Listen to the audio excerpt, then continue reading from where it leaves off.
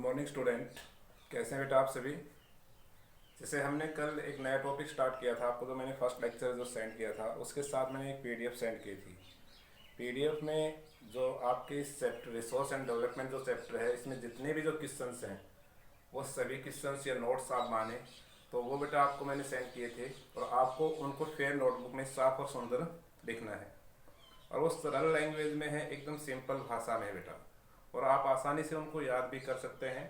फिर भी कोई प्रॉब्लम रहती है तो आप मुझसे ज़रूर पूछें। कल हमने पढ़ा था बेटा इसमें जो फर्स्ट लेक्चर में कि बेटा व्हाट इज रिसोर्स, रिसोर्स किसे कहते हैं, इनके बारे में आप सभी को क्लियर हो गया होगा नोट्स के माध्यम से, और आपने वीडियो लेक्चर देखा होगा उसके माध्यम से व्हाट इज रिसोर्स। उसके बाद हमने बेटा यहाँ पर रिसोर्स के टाइप्स के बारे में पढ़ा था कि हमने पढ़ा था कि जो रिसोर्स हैं उनको हम डिफरेंट बेसिस पर क्या कर सकते हैं, डिफरेंट पार्ट्स में डिवाइड कर सकते हैं। इनमें जो डिवाइडेशंस हमने जो पढ़ा बेटा, उसमें हमने देखा कि हमने जो रिसोर्स को 4 बेसिस पर क्या किया था, डिवाइड किया था। आपको याद हो गया होगा ये सभी चीज़ें। हमने क्या था बेटा, हमने कहा ओरिजिन बेस पर रिसोर्स को 2 पार्ट्स में डिवाइड किया जाता है, जिसमें हमने पढ़ा बायोटिक एंड एबायोटिक। उसी प्रकार से बेटा हमने पढ़ा कि एक्सेबिलिटीज के आधार पर हमने रिसोर्स को 2 पार्ट्स में डिवाइड किया। कौन कौन से पार्ट्स बेटा, अगर हम बात करते हैं रिवेनेबल्स एंड नॉन रिवेनेबल रिसोर्स। उसके बाद बेटा हमने रिसोर्स को जो हम बात करते हैं ओनरशिप बेस पर डिवाइड किया था। ओनरशिप बेस पर रिसोर्स को हमने जब डिवाइड किया तो उसमें हमने यहाँ पर 4 पार्ट्स में उसको डिवाइड किया था, इंडिविजुअल रिसोर्स, कम्युनिटीज रिसोर्स, और बेटा हम बात करते हैं नेशनल रिसोर्स और इंटरनेशनल रिसोर्स। यस। उसके बाद बेटा हमने रिसोर्स को status of the developments means विकास के स्तर के आधार पर क्या किया था, डिवाइड किया था, और विकास के स्तर के आधार पर हमने रिसोर्स को बेटा 4 पार्ट्स में डिवाइड किया था। इसमें हम बात करते हैं बेटा पोटेंशियल रिसोर्स, या हम बात करते हैं डेवलप्ड रिसोर्स, या बेटा stock resource and reserve resource. अगर आपको ये सभी चीज़ें आपने जैसे वीडियो लेक्चर में सुन करके आपने वहाँ से देखा होगा और साथ में फिर अपनी नोटबुक से इसको पढ़ा होगा या बुक की हेल्प से, तो बेटा आपको ये चीज़ें अभी तक याद हो जानी चाहिए। एक बेटा ध्यान रखना कि आपको साथ साथ लर्न वर्क करना है। जो भी आपको जो वीडियो लेक्चर भेजा जाता है उसमें जितना काम करवाया गया है वो आपको क्या होना चाहिए, लर्न हो जाना चाहिए बेटा। और आप ध्यान रखें कि बेटा लॉकडाउन तो हमारा पता नहीं कब तक चले, लेकिन फिर भी अगर हम अपने तैयारी में नहीं रहे तो हमें आगे एग्जाम टाइम में या बेटा आगे हमें क्या हो सकती है, समस्याएं आ सकती हैं। आज इस टॉपिक को हम स्टार्ट करेंगे बेटा। सबसे पहले आपने आता है रिसोर्स प्लानिंग से। रिसोर्स प्लानिंग जो टॉपिक है बेटा, आप इसमें सभी को क्लियर है कि रिसोर्स प्लानिंग, हम रिसोर्स प्लानिंग को हटाएं बेटा। अपने जो डेली वर्क है, जो अगर हम बात करते हैं डोमेस्टिक जो वर्क है, या बेटा हमारे जो खेतों का जो कार्य है, या हमारी पढ़ाई का जो कार्य है, या अन्य कोई भी कार्य हम जो करते हैं, वर्क करते हैं, तो उस वर्क को करने से पहले उसकी प्लान का होना क्या है, नेसेसरी है, जरूरी है। ये एक स्टूडेंट लाइफ में तो रिसोर्स प्लानिंग की बात नहीं बेटा, हर एक कार्य को करने की पहले से क्या होनी चाहिए, प्लान्स होने चाहिए। और बेटा हम जो पढ़ने जा रहे हैं तो मीन्स इसमें सिंपल सी बात यह कहना चाहता हूँ मैं आपको कि भी जीवन में किसी भी कार्य में अगर आप सक्सेस या सफलता हासिल करना चाहते हैं तो उसके लिए उस कार्य को करने के पास आपकी एक योजना होनी चाहिए, उसकी एक प्लान होनी चाहिए। और उस प्लान के साथ साथ बेटा आप जब उस प्लान पर क्या करते हैं, इम्प्लीमेंट करते हैं, वर्क करते हैं, तभी वो कार्य आपका क्या हो सकता है, सफल हो सकता है। तो हमारे सामने सबसे बड़ी बात आती है कि रिसोर्स प्लानिंग क्यों, या भी व्हाट इज रिसोर्स प्लानिंग। पहले तो हम ये ले लेते हैं व्हाट इज रिसोर्स प्लानिंग, कि रिसोर्स प्लानिंग क्या है। तो बेटा systematic use of the resource. अगर हम बात करते हैं हमारे पास जो रिसोर्स अवेलेबल्स है, जो संसाधन हमारे पास अवेलेबल्स है, उनका हम क्या करें, सिस्टमेटिक वे में क्या करें, यूज करें, उसे हम क्या कहते हैं, रिसोर्स प्लानिंग कहते हैं। बेटा एक प्रॉपर वे में, एक प्रॉपर मैनर में अगर हमारे पास अवेलेबल रिसोर्स का अगर हम यूज करते हैं तो उस यूटिलाइजेशन को ही या रिसोर्स के उस यूज को ही हम क्या कहेंगे, रिसोर्स प्लानिंग कहेंगे। लेकिन हमें रिसोर्स प्लानिंग की नीड्स या आवश्यकता क्यों है, सबसे पहली बात ये आती है कि हम रिसोर्स का यूज करें तो उसके लिए पहले प्लान बनाना क्यों जरूरी है हमारे लिए। तो बेटा इसके लिए आप सभी को जानते हैं सभी चीज कि भी हमारे पास जो रिसोर्स है उनके लिए हम उनका यूज करें तो क्या हम उनको इंडिस्क्रिमिनेटली क्या कर सकते हैं, यूज करते रहे, बेटा आप देख रहे हैं कि आज पूरा विश्व डिफरेंट टाइप्स की इन्वायरमेंटल प्रॉब्लम्स को क्या कर रहा है, फेस कर रहा है। और इन प्रॉब्लम्स को क्रिएट जो हुई है जो हमारे इन्वायरमेंट में, तो इसका मेन रीजन क्या है, indiscriminately use of the resource है। कि हमारे पास जो अवेलेबल जो रिसोर्स हैं, इन रिसोर्स का हम बगैर सोचे समझे क्या कर रहे हैं, उपयोग कर रहे हैं। और अगर इन रिसोर्स का हम इसी प्रकार से इनडिस्क्रिमिनेटली यूज करते रहे तो बेटा हम बहुत सी ऐसी प्रॉब्लम्स को क्या करेंगे, फेस करेंगे, और एट प्रेजेंट कर भी रहे हैं।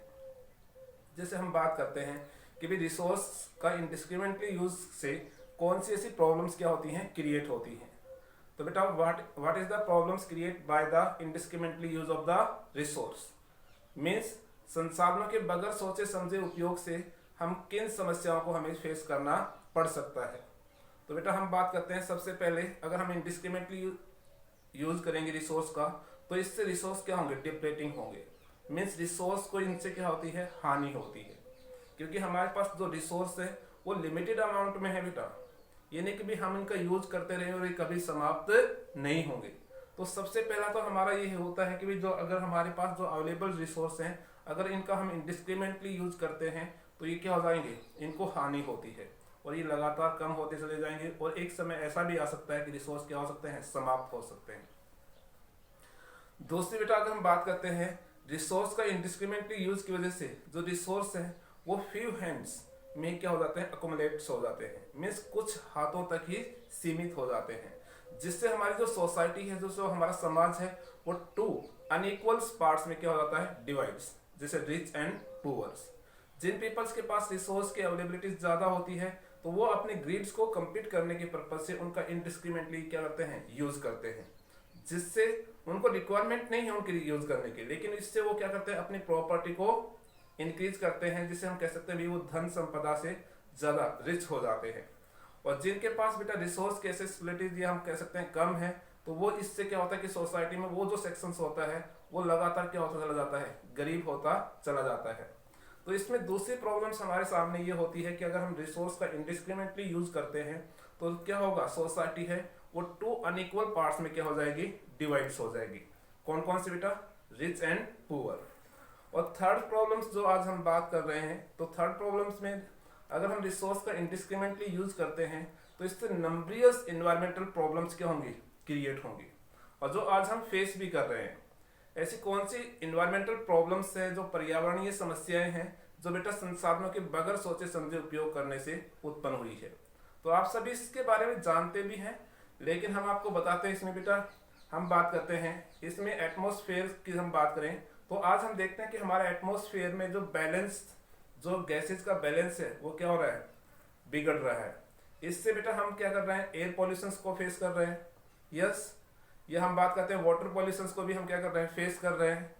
यहाँ तक कि बेटा हम बात करते हैं थर्मल्स, जो हम बात करते हैं टेम्परेचर्स, या भी हम बात करते हैं तापीय जो प्रदूषण से पॉल्यूशन होता है उसको भी क्या कर रहे हैं, फेस कर रहे हैं। तो आज हम जो रिसोर्स का इंडिस्क्रिमिनेटली यूज कर रहे हैं, इससे बेटा हम डिफरेंट टाइप्स के पॉल्यूशन को क्या कर रहे हैं, फेस कर रहे हैं। इसके अलावा अगर हम बात करते हैं बेटा, तो इसमें आप देखेंगे कि ग्रीन हाउस इफेक्ट, आज हम जो रिसोर्स का इंडिस्क्रिमिनेटली यूज करने की वजह से हमारी जो अर्थ है उसका टेम्परेचर डे बाय डे क्या हो रहा है, इंक्रीज हो रहा है। और इसका टेम्परेचर इंक्रीज होने की वजह से बेटा क्या हो रहा है, क्लाइमेट्स क्या हो रही हैं, चेंज हो रही हैं। तो ये भी हम, उसके लिए भी हम ही रिस्पॉन्सिबल्स है, मनुष्य है वो स्वयं इसके लिए रिस्पॉन्सिबल्स है। क्योंकि हम क्या करते हैं कि हम जो हमारे पास अवेलेबल जो रिसोर्स है उनका बगैर सोचे समझे इनडिस्क्रिमिनेटली क्या करते हैं, यूज करते हैं। और इनके इनडिस्क्रिमिनेटली यूज की वजह से क्या होता है, इस तरह की जो ग्लोबल प्रॉब्लम्स है, जो वैश्विक समस्याएं हैं, वो क्या होती हैं, उत्पन्न होती हैं। जैसे हम बात कर रहे थे green house effect. Green house effect के बारे में आप सभी जानते हैं कि इसके लिए कौन सी गैसेज रिस्पॉन्सिबल्स है। तो बेटा इसमें आप जानते हैं कि बेटा CO2 और CO, क्योंकि हमारे द्वारा जो किए गए जो कार्य होते हैं, हम जो रिसोर्स का इंडिस्क्रिमिनेटली यूज कर रहे हैं, जिससे एटमॉस्फेयर में रेगुलर क्या हो रहा है कि कार्बन डाइऑक्साइड्स और कार्बन मोनोऑक्साइड जैसी गैसेज हैं, उनकी परसेंटेज क्या हो रही है, इंक्रीज हो रही है। जिससे बेटा जो अर्थ है उसका टेम्परेचर डे बाय डे क्या हो रहा है, इंक्रीज हो रहा है। और टेम्परेचर इंक्रीज होने की वजह से क्लाइमेट्स क्या हो रही हैं, चेंज हो रही हैं। और इसका परिणाम आप साफ देख सकते हैं कि जो ओशियानिक जो लेवल्स है वो लगातार क्या हो रहा है, इंक्रीज हो रहा है। क्योंकि जो ग्लेशियर्स हैं, अर्थ के टेम्परेचर्स के बढ़ने से ग्लेशियर्स क्या हो रहे हैं, मोल्टेन्स हो रहे हैं, पिघल रहे हैं। दूसरी हम इसमें और भी लेते हैं समस्या जो ग्लोबल प्रॉब्लम्स में ओजोन लेयर का डिप्लेशंस। बेटा हम बात करते हैं indiscriminately use of the resource से ओजोन लेयर है वो लगातार क्या हो रही है, डिप्लेटेड हो रही है। इसका कारण क्या है बेटा, CFC गैस है इसके लिए रिस्पॉन्सिबल्स, मीन्स क्लोरोफ्लोरोकार्बन गैस। अब जानते हैं बेटा आज हम रेफ्रिजरेटर या AC ये इन चीज़ों को क्या कर रहे हैं, यूज डे बाय डे क्या हो रहा है, इंक्रीज हो रहा है। और हम इस तरह के यूज से इनसे क्या होता है बेटा, एक CFC जो बहुत ही हल्की गैस होती है वेट में, और वो बेटा इनसे मुक्त होती है और सीधे ओजोन लेयर्स के पास ऊपर पहुंचती है और उनके साथ रिएक्शंस करके क्या करती है कि ओजोन जो लेयर है वो O3 से मिलकर के बनी है और उनके साथ रिएक्शंस होती है और रिएक्शंस होने की वजह से वो उसको ऑक्सीजन में क्या कर देती है, कन्वर्ट्स। इस वजह से ओजोन लेयर है वो लगातार क्या हो रही है बेटा, पतली हो रही है और कहीं कई स्थानों पर तो इसमें क्या हो गए, छिद्र भी हो गए, होल हो चुके हैं। और इन होल्स ये जो लेयर है ये हमारे लिए मोस्ट इंपॉर्टेंट क्यों है, क्योंकि जो सन है उससे आने वाली जो अल्ट्रावायलेट जो रेंज होती हैं उनको ये अर्थ तक आने से क्या करती है, रोकती है। और ये जो किरणें होती हैं ये बेटा हमारे लिए बहुत ही क्या होती है, हानिकारक होती है, क्योंकि इन किरणों की जब अर्थ पर पहुंचती है तो इससे बेटा हमें स्किन या हम बात करते हैं कैंसर जैसी भयंकर बीमारियों को क्या करना पड़ता है, फेस करना पड़ता है। तो इस प्रकार से हम देखते हैं बेटा इसमें indiscriminately use of the resource से हम डिफरेंट टाइप्स के प्रॉब्लम्स को क्या करते हैं, फेस करते हैं। कौन कौन से बेटा हमने बताया था आपको अभी, बेटा इससे रिसोर्स का क्या होता है, डिप्लेटिंग होता है, इससे सोसाइटी 2 अनइक्वल पार्ट्स में डिवाइड्स होती है और इससे हमें नंबरियस इन्वायरमेंटल प्रॉब्लम्स को क्या करना पड़ता है, फेस करना पड़ता है। जैसे बेटा हम बात करते हैं पॉल्यूशंस, इसका मेन एक पहला कारण, तो पॉल्यूशंस में हमारे सभी टाइप्स के पॉल्यूशंस आ गए, green house effect, ozone layer depletions, ये जैसी ग्लोबल प्रॉब्लम्स हैं वो भी हमें क्या करनी पड़ती हैं, फेस करनी पड़ती हैं। तो इसलिए अगर हम इनका हमारे पास जो अवेलेबल जो रिसोर्स है, अगर इनका रिसोर्स का यूज का हम कोई प्लान्स नहीं बनाएंगे तो इस तरह की समस्याएं लगातार क्या होती जाएंगी, बढ़ती जाएंगी और हमें कई प्रकार की समस्याओं का क्या करना पड़ेगा, सामना करना पड़ेगा। इसलिए अगर आपसे क्वेश्चन आ जाता है कि रिसोर्स प्लानिंग क्यों जरूरी है तो क्लियर होगा आपको ये बेटा, what is the problems created by the indiscriminately use of the resource. Yes clear. आगे बढ़ते हैं तो बेटा फिर हमारे सामने आते हैं कि भी हमारे पास जो इंडिया में जो रिसोर्स अवेलेबल्स हैं उनको इंडियन गवर्नमेंट को किस प्रकार से रिसोर्स प्लानिंग करती है, कि हमारे देश में जो रिसोर्स अवेलेबल्स हैं उनकी हम किस वे में उनके यूटिलाइज के लिए प्लान्स बनाते हैं। तो बेटा आप देखेंगे इसमें हमारे जो देश में जो रिसोर्स अवेलेबल्स हैं उसके लिए इंडियन गवर्नमेंट है वो 3 स्टेप्स में ये वर्क क्या करती है, कंप्लीट करती है। 3 स्टेप में सबसे पहले आता है बेटा आइडेंटिफिकेशंस। भी हमारे इंडिया में जितने भी जो रिसोर्स हैं उनको हम क्या करेंगे, आइडेंटिफाई करेंगे। सर्वे के माध्यम से हम क्या करेंगे, उसको रीजन्स वाइज एक लिस्ट तैयार करेंगे कि किस स्टेट में कौन से रिसोर्स पाए जाते हैं। हम उनको आइडेंटिफाई करते चले जाएंगे और उनकी एक लिस्ट बनाते चले जाएंगे। जैसे एक स्टेट है, बी स्टेट है, सी स्टेट है, डी स्टेट है और ये ई स्टेट है, कि इसमें कौन से संसाधन पाए जाते हैं, बी में कौन से रिसोर्स पाए जाते हैं, सी स्टेट में कौन से रिसोर्स पाए जाते हैं, डी स्टेट में कौन से रिसोर्स पाए जाते हैं और ई स्टेट में कौन से रिसोर्स पाए जाते हैं। उनकी हम एक लिस्ट क्या करेंगे, तैयार करेंगे। तो सबसे पहले इंडियन गवर्नमेंट क्या करती है कि हमारे देश में कुल कितने टाइप्स के रिसोर्स अवेलेबल्स हैं या कौन कौन से रिसोर्स अवेलेबल्स हैं उनकी हम क्या करते हैं, उनको आइडेंटिफिकेशन करते हैं। यस सर्वे से कि कहां पर कौन से संसाधन पाए जाते हैं। ये पहली स्टेप होती है बेटा हमारी रिसोर्स प्लानिंग की इंडिया में। अब हमारी दूसरी स्टेप क्या होगी बेटा, सेकंड स्टेप होती है बेटा हमारे पास जो रिसोर्स हमने आइडेंटिफाई तो कर लिए, लेकिन रिसोर्स हमारे लिए यूजफुल कब होंगे, जब उनके यूज करने की हमारे पास क्या होगी, टेक्नोलॉजी होगी, स्किल्स होगी, कौशल होगा। मीन्स कोई भी रिसोर्स तभी हमारे लिए मोस्ट इंपॉर्टेंट है जब हम उसका क्या करेंगे, यूज करेंगे। और यूज कब कर पाएंगे, जब उसको यूज करने की हमारे पास क्या हो, टेक्नोलॉजी हो। तो गवर्नमेंट सबसे पहले सेकंड स्टेप में ये करती है कि जो हमारे पास जो रिसोर्स हमने आइडेंटिफाई किए हैं उन रिसोर्स को यूज करने की टेक्नोलॉजी क्या की जाती है, डेवलप की जाती है। यस टेक्नोलॉजी डेवलप करने के साथ साथ बेटा इंस्टीट्यूशन संस्थाएं बनाई जाती हैं जो बेटा रिसोर्स को सिस्टमेटिक वे में यूज करने के लिए क्या करती हैं, हेल्प करती हैं। इस प्रकार से हम देखते हैं कि जो हमारी जो इंडियन गवर्नमेंट है वो रिसोर्स प्लानिंग में 2 स्टेप्स, जो सेकंड स्टेप है उसमें क्या करती है, टेक्नोलॉजी को डेवलप करना ताकि जिस रिसोर्स का हम यूज कर सके, और साथ में बेटा इंस्टीट्यूशनल संस्थाओं का क्या करना, फॉर्मेशन करना। और इनके माध्यम से हम क्या करते हैं कि रिसोर्स का सिस्टमेटिक वे में यूज कर सकते हैं। अब थर्ड जो स्टेप आती है बेटा इसमें आती है मैचिंग, कि हमने जो स्टेट वाइज जो लिस्ट बनाई है उनको हम क्या करेंगे फिर मैच करेंगे।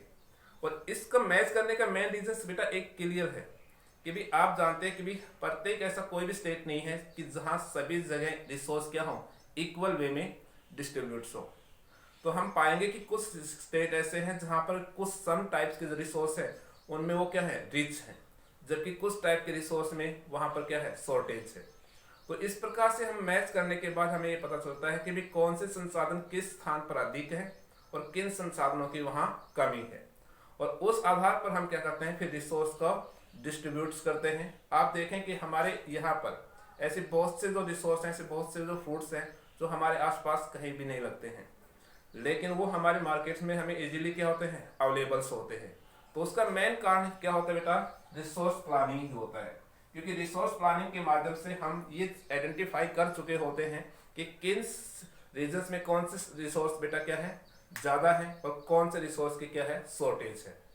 इसमें कई बार क्या होता है कि सीबीएसई जो बोर्ड है वो एक क्वेश्चन पूछ लेता है बेटा कि बेटा in India the some states are the rich some type of resource and these regions are the shortage of the other type of resource, give answers with examples। तो आप इस बहुत ही इजी आंसर है, अगर आप इस क्वेश्चन को समझ भी पाए, मैंने आपको नोट्स में लिखवाया है कि आपने देखा होगा कि बेटा अगर आप प्रत्येक स्टेट या प्रत्येक रीजन का भी अगर यहाँ पर एग्जाम्पल लेते हैं तो आप इजीली इसको क्या कर सकते हैं बता सकते हैं। जैसे हम आपको सबसे पहले लेते हैं फिजिकल पिक्चर्स के आधार पर, चलो स्टेट बाद में लेते हैं। हमने 9th में पढ़ा था कि इंडिया को हमने डिफरेंट फिजिकल फीचर्स में क्या किया है डिवाइड्स, भी नॉर्थन प्लेन्स, नॉर्थन माउंटेन्स या हिमालय माउंटेन्स, या बेटा पेनिनसुला प्लेटू, यहाँ तक कि बेटा कोस्टल प्लेन्स, या हम बात करते हैं आइलैंड ग्रुप्स या डेजर्ट्स। हमने इस प्रकार से हमारे जो इंडिया है उसको डिफरेंट फिजिकल पार्ट्स में क्या किया था डिवाइड किया था। क्या तो फिजिकल जो पार्ट्स हैं क्या वो सभी में जो रिसोर्स हैं वो इक्वल वे में है? नहीं है। पूरी अर्थ जो पूरी पृथ्वी है या किसी भी देश में जो संसाधनों का जो वितरण है वो एक समान नहीं है। जैसे हम बात करते हैं माउंटेन्स है, माउंटेन्स बेटा किस में फ्लोरा एंड फंडा में क्या होते हैं रिच होते हैं, और वाटर के क्या होते हैं स्टोर हाउस होते हैं। वहां पर इन रिसोर्स की अवेलेबिलिटीज क्या है ज़्यादा है। जबकि प्लेन्स एरिया है बेटा वहां की अगर बात करते हैं तो बेटा वो एग्रीकल्चर सॉइल्स में क्या होते हैं रिच होते हैं। जबकि प्लेटू एरिया होते हैं वो डिफरेंट टाइप्स के मेटेलिक मिनरल्स में क्या होते हैं रिच होते हैं।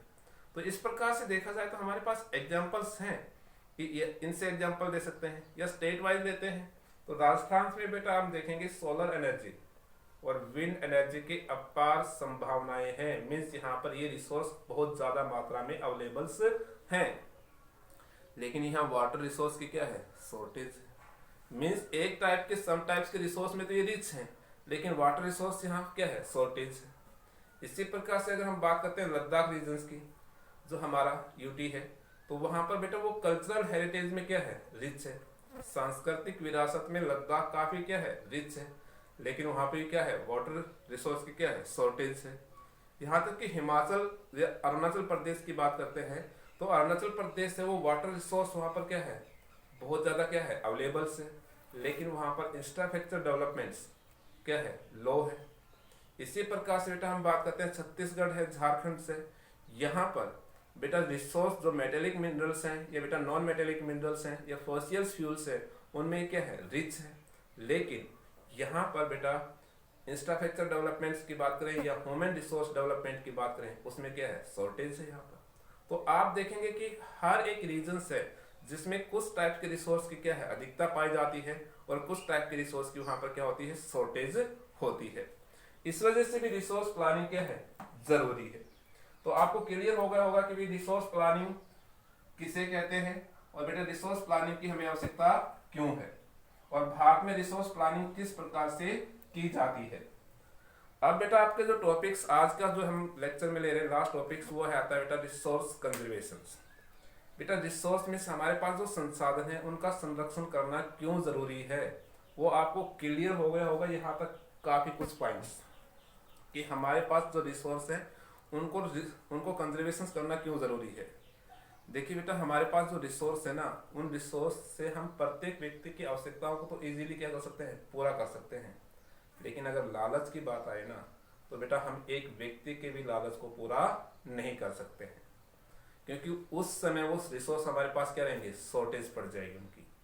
तो बेटा रिसोर्स कंजर्वेशन क्यों जरूरी है, इसके कारण सिंपल सी बात है कि रिसोर्स अनइक्वल रूप से क्या है, डिस्ट्रीब्यूट्स है, कि संसाधन सभी जगह एक समान रूप से पाए नहीं जाते हैं। इसलिए रिसोर्स प्लानिंग क्या है, रिसोर्स का कंजर्वेशन से जरूरी है।